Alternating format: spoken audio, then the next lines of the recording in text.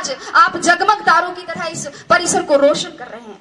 किंतु मैं इतना जरूर कह सकती हूँ कि यहाँ सिखाए जाने वाले उस श्रम, उस धैर्य, उस मार्गदर्शन, उस शैक्षिक वातावरण, शिक्षकों की विद्वता और अनुशासन के आवरण को यदि जीवन में उतार लिया जाए तो असंभव कुछ भी नहीं है। जैसा कि एक साथी ने कहा था, वैसे ही मेरे साथ में भी यही घटना है। मुझे भी प्रशासन में आने से पहले ये पता नहीं था कि आरएस क्या होता है, वो क्या करता है। स्कूल में साथी लड़कियों ने कह दिया कि हम आरएस बनेंगी, तो मैंने भी 9th क्लास का रिजल्ट आते ही अपने बाल मन में पूरे घर में ये सार्वजनिक उद्घोषणा कर दी कि मैं आरएस बनूंगी। चूंकि पिताजी शिक्षा अधिकारी रहे हैं, इसलिए धीरे धीरे ये पता चला कि हाँ, कोई आरएस होता तो कोई बड़ा अफसर है। किसी ने ताना मार दिया तो आरएस बनना एक चैलेंज के रूप में ले लिया। हम लोग पतंग उड़ाते थे और पड़ोस में एक अगरबत्ती का कारखाना था, वहां बच्चे छत पर अगरबत्तियां बनाते थे। मैं और मेरी बहन वहां गए और वहां जाकर मालिक को कहा कि इनसे काम क्यों करवाते हो, इनको पतंग उड़ाने दो ना। तो अंकल बोले कि तू कौन सी कलेक्टर लग रही है यहाँ पे। मैंने सोचा कलेक्टर कौन सी तोप होता है, और अगर ये कोई तोप होता है तो एक गोला तो मैं भी दागूंगी। धीरे धीरे परिवेश बढ़ा, लोगों से जुड़ाव बढ़ा, एक आरएस अधिकारी के अधिकार, दायित्व और दायरे को समझा और फिर खुद के अंदर झांका तो देखा और पाया कि हाँ, मैं किसी काम को योजनाबद्ध तरीके से कर सकती हूँ, किसी बात के पक्ष और विपक्ष पर विचार कर सकती हूँ, नेतृत्व क्षमता भी है, अपनी बात दूसरों तक संप्रेषित कर सकती हूँ। मम्मी और चाची का झगड़ा हो जाता तो उन्हें मना भी लेती हूँ, और दादी का आशीर्वाद तो है ही है। मैं आरएस बन सकती हूँ, मैं आरएस बनूंगी। और तब मैंने सोचा कि न गरज किसी से, न वास्ता किसी से, मुझे काम है अपने काम से, तेरी जिक्र से, तेरी फिक्र से, तेरी याद से, तेरे नाम से। और आरएस को ही मैंने अपनी जिक्र और फिक्र बना लिया। और साथियों, यही सम्मिलित कारण और घटनाएं हैं जिनके परिणाम स्वरूप मैं आज यहाँ आपके सामने उपस्थित हूँ। ये सब कहने का मेरा मकसद सिर्फ और सिर्फ इतना ही है कि आप सब ये तय करें कि आप आरएस आईएएस क्यों बनना चाहते हैं, अपना उद्देश्य निश्चित करें। आपके भी आरएस आईएएस बनने के मेरी तरह अनेक कारण और बहुत सारी प्रेरणाएं हो सकती है, लेकिन अब समय यह है कि समय रहते उनको पहचान। रिजल्ट आने के 5-7 महीने तक मुझसे एक सवाल बार बार पूछा गया, और शायद उसी सवाल का जवाब देने के लिए आज भी यहाँ बुलाया गया है कि आपकी सफलता का रहस्य क्या है, उसका मूल मंत्र क्या है। साथियों, और मेरा जवाब हर बार घुमा फिराकर एक ही होता है, परिश्रम, परिश्रम और परिश्रम। लेकिन ये समयबद्ध, सकारात्मक और लक्ष्योन्मुखी होना चाहिए। टॉपर कोई भी हो सकता है, आवश्यकता सिर्फ लगन, मेहनत और धैर्य की है। थोड़ा संक्षेप में बात करते हुए अब मैं आती हूँ परीक्षा के विविध स्तरों पर। जैसा कि आप सभी को पता है, परीक्षा के 3 स्तर है। संक्षेप में ही चर्चा करूंगी। प्रारंभिक स्तर पर, प्रारंभिक परीक्षा के लिए एक एक बिंदु की तैयारी के लिए सटीक और स्पष्ट तैयारी की जरूरत है। और यहाँ नादानी करने का मतलब है अपनी पतंग खुद काटना। वस्तुतः दोस्तों, प्रारंभिक परीक्षा की तैयारी मुख्य परीक्षा के दृष्टिकोण से करनी चाहिए और बिना किसी शॉर्टकट की उम्मीद लगाए करनी चाहिए। जिस व्यक्ति ने कभी हाथी नहीं देखा है, अचानक उसके सामने अगर हाथी आए तो क्या होगा? डर जाएगा। इसलिए आप पिछले वर्षों के, चाहे प्रारंभिक परीक्षा हो चाहे मुख्य परीक्षा हो, पिछले वर्षों के प्रश्न पत्रों का विश्लेषण कर सबसे पहले अपने डर को दूर भगाएं। अक्सर विद्यार्थी इस असमंजस में रहते हैं कि तैयारी कहां से शुरू करें, कैसे शुरू करें। मेरे हिसाब से 9वीं 10वीं की मानक पाठ्य पुस्तकों जैसे एनसीईआरटी बुक्स, इनसे सबसे पहले अपना आधार मजबूत बनाएं और फिर इसके साथ ही किसी एक राष्ट्रीय और राज्य स्तर के समाचार पत्र या और किसी एक मासिक पत्रिका का नियमित अध्ययन करें। जो बिंदु समझ में नहीं आए उन्हें याद करने के लिए नोट्स बना लें और परीक्षा से पूर्व उनका अधिकाधिक रिवीजन करें। ये थी प्रारंभिक परीक्षा। मुख्य परीक्षा की बात करें। मुख्य परीक्षा वास्तव में इस परीक्षा का निर्णायक चरण है, जिसका इस परीक्षा में 88% योगदान है। और यहां ध्यान दीजिएगा, यहां उत्तर की कसावट और उसका सर्वोत्तम प्रस्तुतिकरण ही कामयाब कामयाबी का मूल मंत्र है।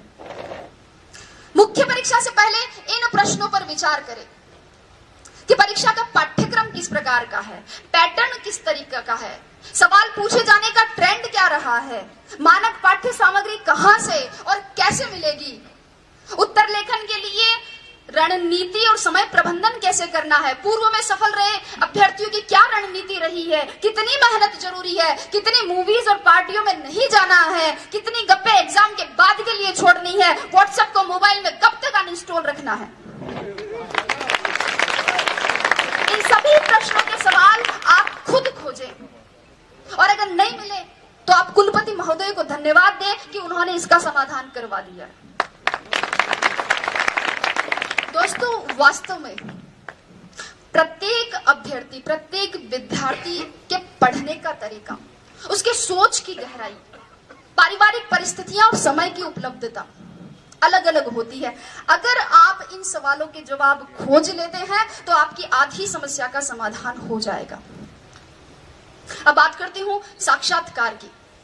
जैसे कि पुष्पा जी ने कहा था कि साक्षात्कार आपके ज्ञान का नहीं अपितु आपके व्यक्तित्व का परीक्षण है। साक्षात्कार में सामान्यतः एक अभ्यर्थी की मानसिक सजगता, ध्यान दीजिएगा, मानसिक सजगता, समीक्षात्मक दृष्टिकोण, नेतृत्व, निर्णय क्षमता, रुचि की विविधता, सामाजिक संगठन की योग्यता, बौद्धिक और नैतिक ईमानदारी और इसके अलावा आसपास की घटनाओं में, आसपास की परिवेश में घटित हो रही घटनाओं में अभिरुचि और दृष्टिकोण की गहन जांच होती है। सभी प्रश्नों का उत्तर देना एक अच्छे साक्षात्कार का प्रतीक नहीं है और कुछ प्रश्नों का उत्तर न देना साक्षात्कार के बिगड़ने का परिचायक भी नहीं है। वस्तुतः ये तो सामने आ रही आपकी अवधारणाओं और आपके हाव भाव पर आधारित है। महत्वपूर्ण ये नहीं कि कितने प्रश्नों का उत्तर दिया, अपितु ये है कि उत्तर किस प्रकार दिया। अक्सर विद्यार्थी मुझसे पूछते हैं कि मैडम साक्षात्कार के लिए कक्ष में जाने से पूर्व क्या करें, दरवाजा खोल के अनुमति कैसे मांगे, हिंदी में मांगे या अंग्रेजी में मांगे, कुर्सी पर उनके कहने पर बैठे कि खुद बैठ जाए, बैठते वक्त हाथ टेबल पर रखे, पांव पर रखे, सिर पर रखे, कहाँ रखे। लड़के पूछते हैं कि मैडम टाई लगाए, टाई के साथ कोट भी पहने, क्या शेविंग करे या नहीं करे। और लड़कियां भी पूछती है कि साड़ी पहने, सूट पहने, सूट पहने तो मैचिंग का ब्लाउज पहने, क्या मैचिंग की nail polish, sandal, earrings, purse, bangles, blah blah blah. लेकिन अगर चर्चा करें तो ये एक ऐसा विषय है जिस पर पूरा दिन खर्च किया जा सकता है। लेकिन अगर मेरी माने, संक्षेप में मेरी माने तो आप तो बस, अगर आपको लगता है कि आपकी तैयारी अच्छी है, आपकी विषय पर पकड़ है, आपने जो अपने हिसाब से कपड़े पहने हैं उनमें आप सुविधाजनक महसूस कर रहे हैं और उनसे आपके शरीर का आत्मविश्वास झलक रहा है, अगर आपको लगे कि आपने अपने माता पिता का आशीर्वाद ले लिया है, ईश्वर में आपकी आस्था है और दादी और नानी ने कह दिया कि जा बेटा कलेक्टर बन के ही आई, तो आप तो बस दरवाजा खोलिए और मुस्कुराते हुए अंदर घुस जाइए। अभी आपका बायोडेटा देखा जा रहा है। एक प्रश्न आपकी हॉबी से, अगला ग्रेजुएशन के विषय से, अगला करंट नॉलेज से और क्रमशः प्रश्नों का सिलसिला। और अगर आपने अंत तक अपनी संप्रेषणीयता, अपनी समझ, अपनी ग्रहणशीलता, अपने नेतृत्व को बनाए रखा, अपने आत्मविश्वास को बनाए रखा है, तो आप उसी तरह मुस्कुराते हुए बाहर आकर भेरू जी, भोमिया जी, पित्तर जी, जिनको भी आपने याद किया था, उनको धन्यवाद दे सकते हैं। और अगर कोई साथी चाहे तो खोड़े के हनुमान जी में सवामणि की तैयारी भी कर सकता है, क्योंकि मैं एक गारंटी देती हूँ कि जीत आपकी है। शर्त इतनी है कि सवामणि का निमंत्रण मुझे मिलना चाहिए। तो ये तो बात हुई परीक्षा के विविध स्तरों की। अब मैं परीक्षा में सफलता की क्या प्रक्रिया है उस पर और उस समय क्या ध्यान रखी जाने वाली और सावधानियां बरतने वाली बातें हैं, उन पर चर्चा करूं बहुत संक्षेप में।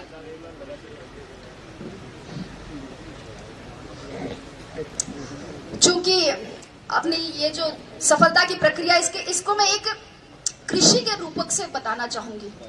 अगर मैं बोल रही हूं और आपको लगता है कि समय ज्यादा नहीं हो रहा और आप बोर नहीं हो रहे, तो एक बार तालियां बजाकर स्वागत करें।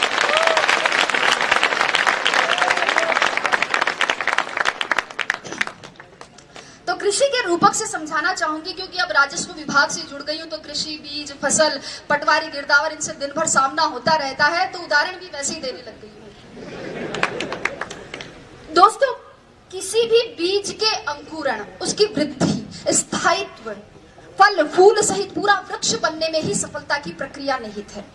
किसी भी बीज के अंकुरण के लिए सर्वप्रथम और सर्वाधिक महत्वपूर्ण योग्यता है उस बीज का अंकुरण योग्य होना। इसलिए सबसे पहले अपने अंदर झांके। एक बार एक पागल आईने में खुद को देखकर कह रहा था कि यार, इसको कहीं देखा लगता है। बहुत देर टेंशन में सोचने के बाद वो बोला, धत्तेरी की, अरे ये तो वही है जो उस दिन मेरे साथ बाल कटवा रहा था। तो ये तो खैर पागल था, लेकिन हम जैसे पढ़े लिखे और स्वस्थ चित्त व्यक्ति भी खुद को नहीं पहचानते हैं, अपने भीतर नहीं झांक पाते हैं। रास्ते में अगर कंकड़ी कंकड़ हो और अगर अच्छा जूता पहना हो तो उस पर चला जा सकता है, लेकिन एक अच्छे जूते में भी अगर कंकड़ हो तो रास्ता चाहे कितना ही बढ़िया क्यों ना हो, उस पर कुछ कदम चलना मुश्किल। मेरे कहने का मतलब इतना ही है कि पहले बाहर की चुनौतियों से पहले खुद की कमजोरियों से जीते, लड़े।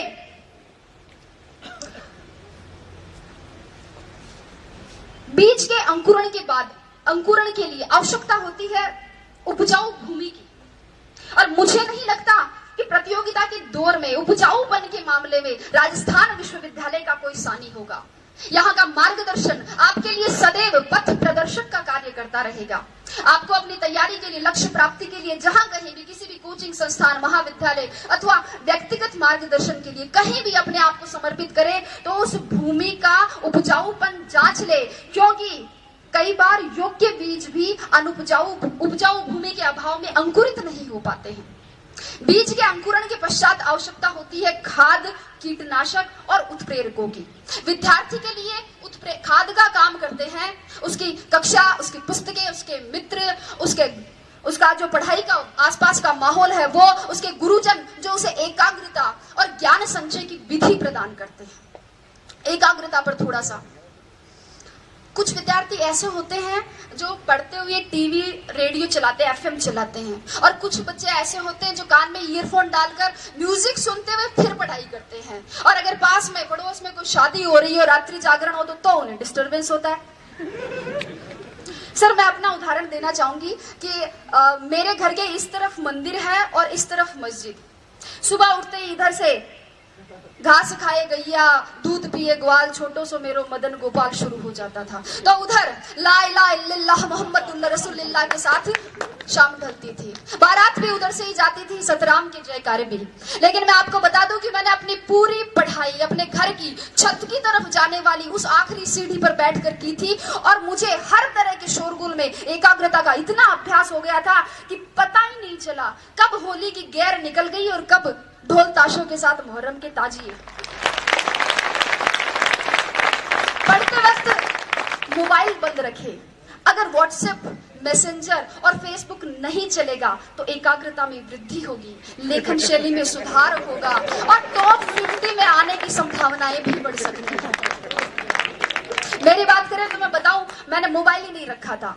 यहाँ बैठे मेरे साथी इस बात के गवाह है कि मैंने एंड्रॉइड मोबाइल ओटीएस में आके खरीदा था, और अब व्हाट्सएप पर जुड़ने वाली मैं अपने बैच की आखिरी मेंबर थी। कीटनाशकों की बात करती हूँ इसके बाद। जिस प्रकार पौधे की जड़ों के दीमक और पत्तों के कीड़ा लग जाता है, उसी प्रकार एक विद्यार्थी के भी धैर्य के लालच का, मेहनत के आलस्य का, सादगी के विलासिता का और पढ़ाई के भटकाव का घुन लग ही जाता है। और ऐसे में अनुशासन ही वह कीटनाशक का कार्य करता है। मित्रों, अनुशासन ही वह औषधि है जो किसी भी लक्ष्य की प्राप्ति के लिए किए गए साधना के तपोबल के ओज को परिवर्तित कर देता है। इसलिए अपने आप को अनुशासित बनाए, व्यवस्थित बनाए, अपना खाना पीना, जागना, सोना, ये सब संयत बनाए। और इसके लिए गीता का एक श्लोक मेरी प्रेरणा रहा है कि युक्ताहार विहार से युक्त सर्वस्य चेष्टसु युक्त स्वप्नाम बोध से योगो भवति दुःखः। अर्थात अपना सोना, जागना, आहार, विहार और अपनी चेष्टाएं ये संयत हो, उचित हो। और अगर आप इस अनुशासन को, इस औचित्य को बनाए रखते हैं तो आपके लक्ष्य की पवित्रता को सुरक्षा मिलती रहेगी। पौधे की वृद्धि के लिए आवश्यकता होती है डीएपी और यूरिया जैसे उत्प्रेरकों की। ये उत्प्रेरक भी दो प्रकार के होते हैं। एक तो वे जो पौधे में वृद्धि तो करते हैं किंतु उसमें ऐसे विकार उत्पन्न कर देते हैं जिन्हें हम आजकल सब्जियों और गेहूं में कीटनाशकों के दुष्प्रभाव के रूप में देखते हैं। और दूसरे वे उत्प्रेरक जो पौधे में प्राकृतिक हार्मोन्स को संतुलित करते हुए उसे स्वस्थ और लाभदायक वृद्धि प्रदान। विद्यार्थी के जीवन में भी दो प्रकार के उत्प्रेरक होते हैं। 2008 की परीक्षा में अंतिम रूप से चयनित नहीं होने पर मुझे किसी ने कहा कि तू तो केवी की नौकरी से संतोष कर ले, ये आरएस बनना तेरे बस की बात नहीं है। तो एक दूसरे मित्र ने कहा कि गिरको कर रे कंथड़ा, हिरण कशो घी खाए, आंख चरे और पून भगे, घोड़ा स्यू आगो जाए। कि हिम्मत कर, हुंकार भर, हिरण कौन सा घी खाता है लेकिन घोड़ों से आगे जाता है। एक था उत्प्रेरक और दूसरा था दुष्प्रेरक। दुष्प्रेरण न स्वयं करे न दूसरों के दुष्प्रेरण का शिकार हो, अपने मुकाम अपने उसूल खुद तय करे और हर बार लोगों की अपेक्षाओं पर खरा उतरने की कोशिश ना करे। एक बार रात के समय एक दुकानदार बंद करने वाला था कि एक कुत्ता उसके पास में आया। कुत्ते के मुंह में थैली थी और उसमें कुछ सामान की लिस्ट थी। दुकानदार ने थैली ली, उसमें सामान डाला, बाकी पैसे डाले और सामने रख दी। कुत्ते ने थैली मुंह में उठाई और चल दिया। दुकानदार से रहा नहीं गया, वह आश्चर्यचकित होकर कुत्ते के पीछे पीछे गया ये जानने के लिए कि इतने समझदार कुत्ते का मालिक कौन है। कुत्ता कुछ देर बस स्टॉप पर खड़ा रहा। बस आई, उसमें चढ़ गया। कंडक्टर पास आते ही उसने गर्दन आगे, बेल्ट में कुछ पैसे और घर का पता था। कंडक्टर ने उसे टिकट दे दी, बाकी पैसे बेल्ट में वापस रख दिए। जो ही अपना स्टॉप नजदीक आया, कुत्ता बस में आगे की तरफ आ गया और पूंछ हिलाकर इशारा किया। बस रुकने पर कुत्ता उतर गया और आगे चल दिया। दुकानदार भी उसके पीछे पीछे चला। कुत्ते ने अपने पैर से 2-3 बार दरवाजा खटखटाया। मालिक बाहर निकल कर आया और उसने लाठी से कुत्ते की पिटाई की। आप सोच रहे होंगे कि क्यों? मालिक भी सोच रहा था। उसने पूछा इसका कारण, तो मालिक ने कहा बदतमीज ने सारी नींद खराब कर दी, चाबी लेके नहीं जा सकता था, गधा कहेगा। मित्रों, जीवन की सच्चाई भी यही है। लोगों की आपसे अपेक्षाओं का कोई अंत नहीं है। जरा सा आप चूके कि आपने बुराइयां निकाल देंगे और पिछली सारी अच्छाइयों को भूल जाएंगे। इसलिए आप तो बस अपना कर्तव्य कर्म करें, आगे बहुत सी कठिनाइयां हैं। माझी तेरी कश्ती के तलबदार बहुत है, माझी तेरी कश्ती के तलबदार बहुत है, इस पार कुछ मगर उस पार बहुत है। जिस शहर में खोली है तूने शीशे की दुकान, उस शहर में पत्थर के खरीदार बहुत है। लेकिन अगर आपने निश्चय कर लिया है कि आपको इस कठिन राह पर चलना है, अगर आपने सोच लिया है कि अब जलेबी की तरह इसमें उलझ ही गए हैं, तो फिर क्यों न चाशनी में डूबकर जिंदगी का मजा लिया जाए। मेरे कहने का मतलब इतना ही है कि अपनी मेहनत को सफलता के मुकाम तक पहुंचाइए। अपना संबल खुद बनिए, अपनी तारीफ खुद करिए। बुराई करने के लिए तो पूरा जमाना बैठा है। जिन लोगों की नजरों में बुरे हैं आप, कह दे उन्हें कि वे नेत्रदान कर सकते हैं।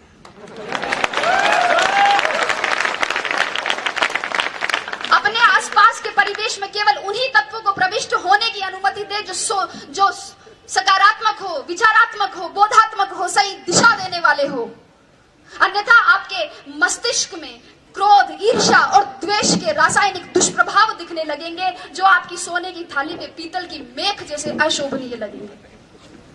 तो अंत की ओर बढ़ते हुए मैं अब कहूंगी कि इन सभी तत्वों के साथ अब एक तत्व और बच जाता है और वो है जीवनदायी जल, जिसकी आवश्यकता पौधे को वृक्ष बनने तक रहती है। यह जल कहीं से भी पौधे को मिल सकता है, वर्षा से, ओस से, भूमिगत जल के स्वतः परासरण से, कुएं से, कुंड से, नल से, पाइप से, जहां से भी मिले ये मिलना चाहिए। और जल के समकक्ष विद्यार्थी के लिए रखा जा सकता है नियमित अध्ययन को। जब तक आपके सपनों की जड़ों को नियमित अध्ययन का पवित्र जल सींचता रहेगा, तब तक आपके सपनों के पंखों में उड़ान रहेगी, जुनून में जान रहेंगी, जड़ें जमीन से जुड़ी रहेंगी और नजरों में हदें आसमान रहेगी। अगली बात कहते हुए समाप्ति की ओर, इस बात पर गौर कीजिएगा कि विश्वास की जड़ें कमजोर हो। विश्वास की जड़ें कमजोर हो तो माता पिता के आशीर्वाद का जल ले। दिशा भ्रम हो तो दृष्टिकोण की जड़ों को गुरुजनों के मार्गदर्शन के जल से सींचे। भटकाव की भूख भड़के तो एकाग्रता की जड़ों को आत्मचिंतन के जल से पोषित करे। धैर्य धीरज धरने से इनकार करने लगे तो मानस की जड़ों को अध्यात्म के जल से सींचे। और सबसे महत्वपूर्ण, अपने सपनों की सुनहरी जड़ों को सकारात्मक सोच के जल से सदैव सींचते रहे। सफलता मजबूर होकर कामयाबी का मीठा फल आपकी मेहनत से तैयार किए गए वृक्ष पर प्रस्फुटित कर देगी, जिसके बाद उसके संवर्धन और संरक्षण की जिम्मेदारी दुनिया अपने आप ले लेती है। तो आइए सफलता का प्रसाद पाने के लिए मेहनत के इस महायज्ञ में अपने श्रम की समीधा, धैर्य की धूप, अध्ययन की आहुति और लक्ष्य की लौ से अस्तित्व की अग्नि प्रज्वलित करते हैं और कुछ नया, कुछ मौलिक, कुछ बेहतर करने का संकल्प करते हैं। मैं आशा करती हूँ कि शीघ्र ही इस विश्वविद्यालय से आप में से ही कोई छात्र या छात्रा ऐसे इसी ही तरह अपनी सफलता की कहानी बांटे, अपने अनुभव बांटे और मैं यहीं बैठकर सुनूं, गर्व करूं और कुछ नया सीखूं और अगर हो सके तो चाय के साथ कंक्लूजन करते हुए वोट ऑफ थैंक्स दूं। तो मेरी शुभकामना बस इतनी ही है कि आपका पथ प्रशस्त हो, लक्ष्य उन्नत हो, गति आबाद रहे। संगच्छध्वम संवदध्वम संवो मनांसी जानताम का मूल मंत्र कभी विस्मृत ना हो। आप सबकी मेहनत, सबके संरक्षण, विश्वविद्यालय में आपकी प्रतिष्ठा, आपकी निष्ठा, आपके सृजन और सक्रिय नेतृत्व से संस्कारों की नींव पर समर्पण के खंभों के सहारे सौम्यता के साथ खड़ा ये राजस्थान विश्वविद्यालय का महल अपनी आस्था और विश्वास के साथ सदैव पुष्पित और पल्लवित होता रहे। इसी के साथ धन्यवाद, बहुत बहुत धन्यवाद।